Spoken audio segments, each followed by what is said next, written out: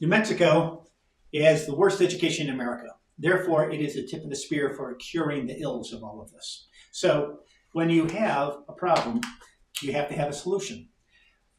The technology that we're all so happy with, that the kids can't put down because it was designed just like gamification in gambling, they can't stop. The studies are showing that brains are being affected in a horrible way. The studies are showing that these kids are getting depressed. They're not playing with each other. They're not having games. They're not socializing. They're living out of the phone. You see them lined up like crows on a telephone line, and they're all going crazy on their phone with all their friends to the right and the left of them.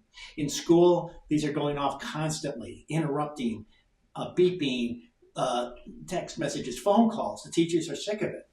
Teachers want to teach. Students should want to learn. In other countries, they limit the use of it, okay? But here, we need to know if our kids are okay in case a school gets attacked. Okay, if the school gets attacked, it's going to be what it's going to be, and you're going to find out when you're going to find out. But if you have every room that has one of these, and you have every room filled with kids that have their own phones with them, but they can't use them, okay? They're not in Faraday cages. They are in this pouch. This pouch will not run the battery down like a Faraday cage. It has a magnetic lock that can't be unlocked with normal magnets, okay? This stays with the kid. If the kid moves from room to room to room, the phone stays with the kid.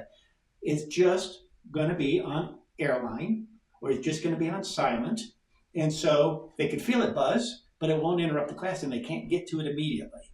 Now, if something happens and they hear their name on the school PA, they go up to the front of the room, they do this and that, and now they go out in the hall and they make their phone call.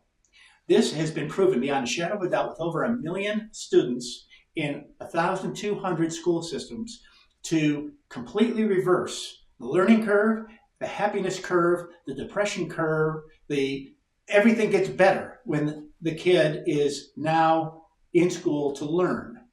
New Mexico is one of the most illiterate states in America. And the unions just keep on pushing the kid forward through the classes instead of teaching them to read. If you can't read, you can't learn. As soon as you can't read, everything goes downhill from that point. And the unions are not interested in making sure the kid can read.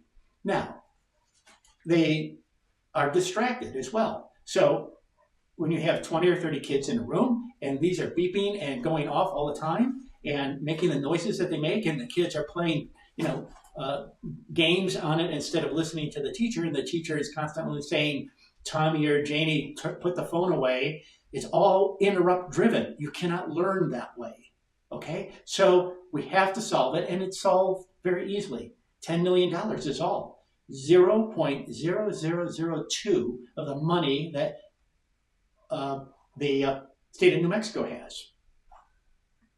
They have all kinds of weird little projects they throw millions of dollars at, but if the kids of this state are not the most important resource, then what the heck is our Santa Fe Roundhouse doing? I contend they're doing nothing good in comparison to getting our kids educated. So, $10 million, Michelle Lujan Grisham, is all it takes to make a complete reversal, because we're dead last. We can't get any lower. If we can't get any lower, then everywhere and everything we try is an experiment in getting higher.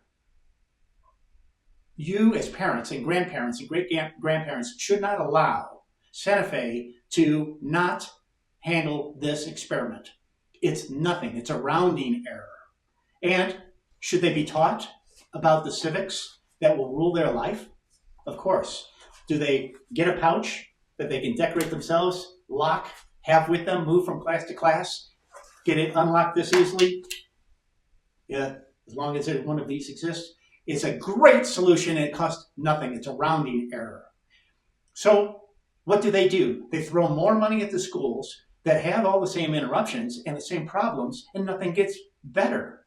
It's because they're not using this. Pure and simple. I'm running for Bernalillo County Clerk. Whether I win or lose is not an issue for me, because I'm on an agenda to get things changed and for the better, for the people. I could care less about the politician part of doing a job to serve the public.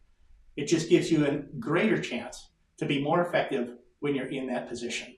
So voting is primary is almost over.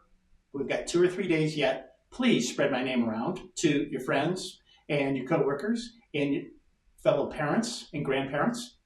I'm first on the agenda, on the ballot, and Robert Joseph Kwasny for Bernalillo County Clerk. I have ideas. I have a voice. I'm using it in the private sector.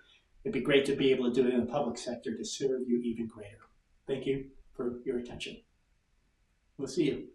We'll see how this all works out. It's all okay. Bye.